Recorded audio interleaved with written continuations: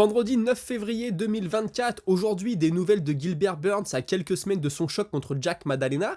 On parlera aussi de Sage Northcutt qui a donné ses explications sur l'annulation de son combat contre Aoki. On aura forcément un mot de la carte du week-end et on parlera de toutes les actualités majeures du jour. C'est le moment MMA, soyez tous les bienvenus.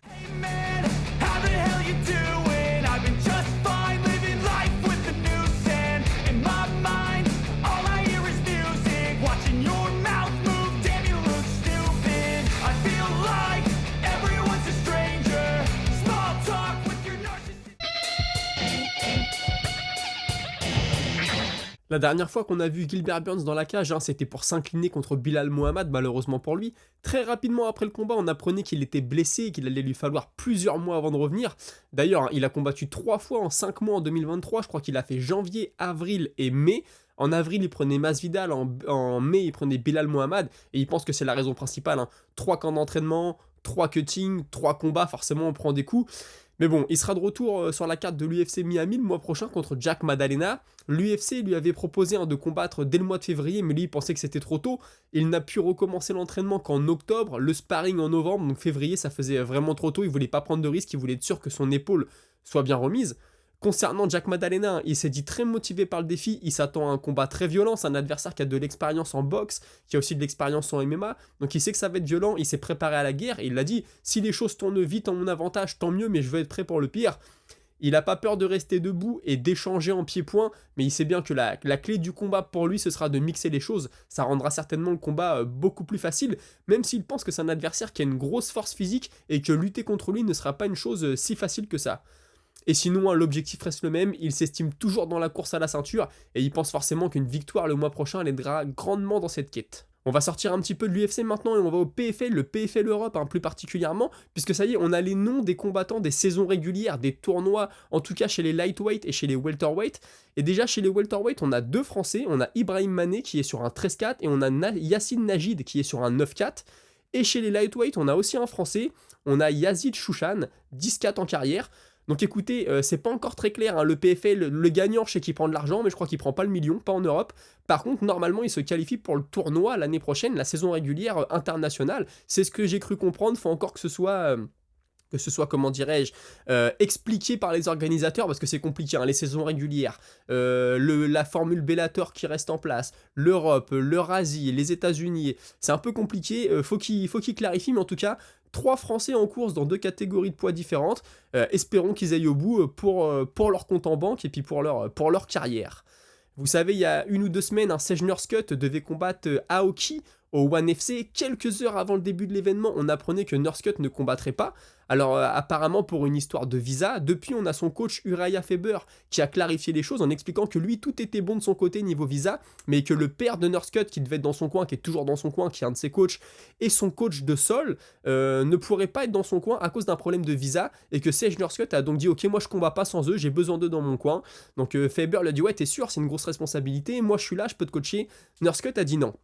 Donc là, Northcutt est sorti du silence et il explique que lui, de son côté, il a fait tout ce qu'il fallait, il a tout envoyé au One, tout était clean, et que le One FC, en fait, n'a pas fait le taf, et que du coup, c'est de leur faute si c'est arrivé, et encore plus grave que ça, ils pensent que le One FC savait depuis un bon moment qu'il ne pourrait pas être dans son coin, mais qu'ils ont voulu le laisser venir jusqu'à la salle, et en gros, ils ont voulu le mettre devant le fait accompli, et il dit que ça, lui, il déteste, il a appris par un numéro inconnu, que son père et son coach de sol ne pourraient pas être dans son coin, donc il dit voilà c'est compliqué, le One ne m'a rien dit, il y a un numéro inconnu qui m'informe, bon tout ça est encore flou, il a dit je vais revenir là-dessus, je vais en reparler plus tard, et il dit encore pire que ça, il a appris que si son coach et son père avaient été vus à la caméra, ils auraient pu être emprisonnés, parce que si t'es au Japon et que t'as pas de visa, que t'es pas au clair dans tes papiers, tu peux te retrouver emprisonné. Donc lui il dit là franchement c'est un couteau dans le dos que m'a mis le One FC, ils savaient très bien ce qui était en train de se passer, ils ont voulu me mettre devant le fait accompli, et moi du coup j'ai refusé de combattre.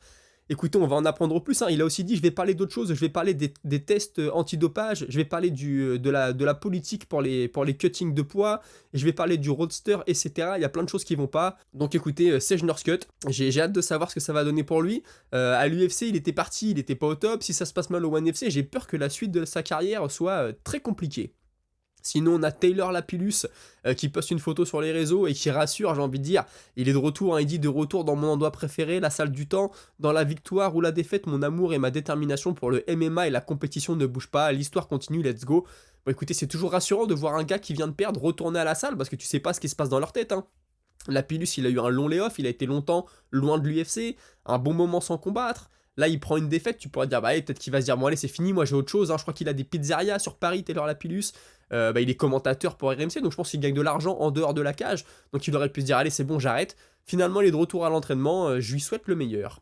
Vous savez, Henry Cerudo va combattre très prochainement Merab Dvalishvili, et il a dit, hein, si je perds, je pense que j'arrête, c'est fini, voilà, ça va m'éloigner de la ceinture et c'est pas mon but. Et il y a un journaliste de MMA Junkie, c'est très sérieux MMA Junkie, moi j'aime beaucoup. Souvent, je vous parle de combattants, je regarde leurs interviews sur la chaîne YouTube de MMA Junkie, et qui dit, ouais, moi ce que je pense, c'est qu'un gars comme Henry Cerudo, ce qui le drive, ce qui le fait se lever tous les matins, c'est de vouloir être le meilleur. Et là, s'il perd contre un gars, il va être contre un gars comme Merab, qui est l'élite, il va se dire, ok, je peux plus battre les meilleurs, ça sert à rien que je sois là, je suis pas là pour faire de la figuration.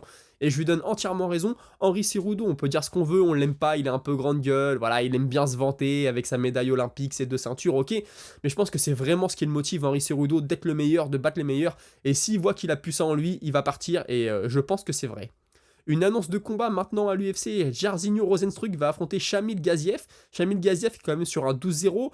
Rozenstruik, il y a un moment où on s'est dit, ah, il y a peut-être quelque chose à faire avec ce gars-là. Bon, je vous rappelle que Francis Ngannou lui a mis un KO terrifiant. C'était un peu brouillon, certes, mais c'était terrifiant. Et depuis, bon voilà, on a vu le sol est très limité, on l'a vu contre Jailton Almeida notamment, et puis voilà, écoutez, je pense que ça reste un bon combattant, il peut te mettre des beaux KO, il peut être spectaculaire. Maintenant, il semblerait que ce soit en main event. C'est vrai que quand ça traîne dans les rounds, ça peut peut-être être un peu chiant. Espérons que ça se passe dans les premiers rounds et puis qu'on ait un joli KO d'un côté comme de l'autre. On a Georges Saint-Pierre qui poste une photo et qui dit, ouais, je sors d'un fasting de 4 jours. Le fasting, c'est à la mode. Tout le monde fait des fastings. Moi, j'en ai jamais fait perso. Vous me direz si vous en avez déjà fait. Mais 4 jours, donc 4 jours sans manger, hein, c'est ça. Il dit là, je suis à ma table, je peux vous dire que mon repas me semble bon. En gros, c'est ce qu'il dit. Bah écoutez, je sais pas trop quoi en penser, moi, des fastings. Il y en a plein qui disent que c'est bon. On a Chito Vera qui en a fait. On a Sean O'Malley. Ils disent que c'est très bon. Ça tue les cellules, notamment les cellules cancéreuses, etc. Georges Saint-Pierre, qui est pas n'importe qui a toujours pris soin de son corps, en fait un. Ça veut peut-être dire que c'est une solution. Hier, assez drôle, il y a Matt Frévola qui poste sur les réseaux sociaux un colis qu'il vient de recevoir de la part de Benoît Saint-Denis, donc on se demande ce que c'est, et ensuite il poste, en fait, Benoît Saint-Denis lui a envoyé un t-shirt. Alors le t-shirt, c'est sympa, mais quand même, c'est un t-shirt de la marque de Benoît Saint-Denis, mais c'est Benoît Saint-Denis en train de mettre le high kick à Matt Frévola. Donc super souvenir pour lui, et puis il lui a envoyé aussi un body, un pyjama là pour son enfant, parce que Matt Frévola va devenir papa au mois de mai, donc j'ai trouvé ça assez drôle. Et puis Matt Frévola, il a posté une photo après sur les réseaux, il s'entraîne avec le t-shirt. C'est franchement, il y a de l'humour, hein, parce que le KO qu'il a pris chez lui devant la foule, il était dur à encaisser. D'avoir le recul pour en rigoler, c'est assez fort.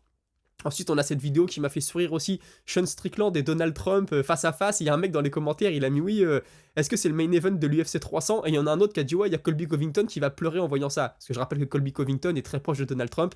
Ça m'a fait beaucoup rire. Enfin, on a la carte de ce week-end, hein, Hermansson contre Piper. Vous voyez, il y a de beaux combats quand même. Le co-main event, Ige contre Philly, on le sait, hein, Philly, il prend le combat plus ou moins en short notice. Le vrai adversaire d'Ige s'étant blessé. On a aussi Michael Johnson sur la carte. Enfin, il y a de belles choses. Moi, je pense que je vais y aller avec Piper. Piper qui doit être favori. J'ai pas été voir les cotes. Je pense que Philly peut battre Ige aussi. J'ai l'impression que Philly, il est sur une bonne... il est revenu, là. Il est dedans. Il a combattu au mois de décembre. Là, il revient. Je pense que c'est le moment de Philly. Mais attention, Ige, il peut t'endormir très facilement. Écoutez, on a fait le tour de l'actu pour aujourd'hui. Je vous propose de passer à la Minute Auditeur. Minute auditeur que je commence avec Caparzo qui me dit petit mot sur Geoff Neal qui est pas très populaire alors que pourtant ses combats sont en général assez chouettes à regarder, de l'action et surtout une boxe hyper propre alors que des combattants plutôt hype comme par exemple, je sais que certains ne seront pas d'accord, les combats de Leon Edwards ou Kamaru Usman dont les deux entre eux qui m'ont endormi comme rarement, la plupart du temps c'est se contenter du minimum syndical un peu comme à la boxe à la touche, c'est loin de l'esprit MMA. Et on a...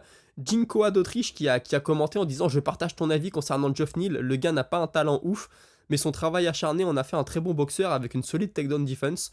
En atteste son duel contre Shavkat Rakhmonov où le Ricain a tout bien fait allant jusqu'à faire danser la polka à son adversaire.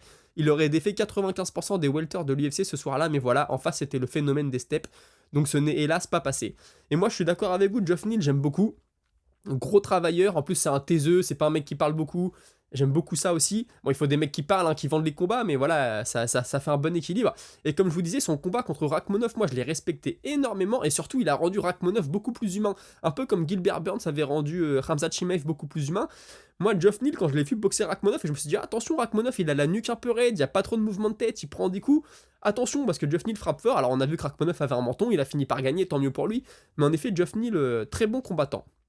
J'ai TNSN qui me dit: je peux encore te dire que pour le camp d'entraînement en Bulgarie, c'est aussi dû à Guillaume Pelletier, manager de BSD, qui est le créateur de la Bulgarian Top Team, et qui a un événement avec plusieurs combattants de la BTT qui était prévu en Bulgarie, donc la plupart des coachs, dont Daniel Warin, devaient être en Bulgarie, ce pourquoi également, en plus de la lutte, Benoît y est.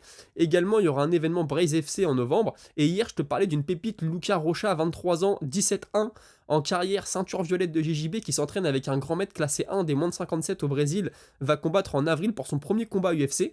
Donc écoute, Lucas Rocha, maintenant que là je relis le nom, j'ai déjà vu son nom passer, mais je t'avoue, je pense que je l'ai jamais vu combattre, mais un Français de plus, c'est toujours bon, surtout si au sol, il y a un très bon niveau, ça peut être intéressant.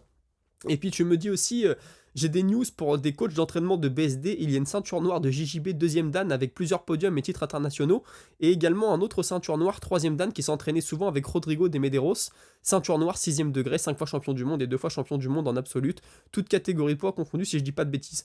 Et ben écoute, c'est plutôt bon parce que Dustin Poirier, on le voit beaucoup comme un boxeur. Ceux qui suivent le sport depuis pas très longtemps se disent ouais, c'est un striker Poirier, mais Poirier au sol, il a un sacré niveau. Je rappelle qu'il est pas passé loin de passer la guillotine à Khabib. Hein. C'est pas passé loin, c'était tout proche. Après, il a perdu, s'est fait soumettre par Oliveira aussi. Mais au sol, attention, Dustin Poirier, c'est vraiment quelqu'un. Bah écoutez, on a fait le tour pour aujourd'hui. Ce week-end, je vous le dis, moi, mon pari, ça va aller sur Pfeiffer. Peut-être que je le combine avec Philly, c'est un peu plus risqué, mais pourquoi pas. Dites-moi ce que vous en pensez dans les commentaires. Et puis, on se retrouve lundi à 17h. Passez un bon week-end, salut!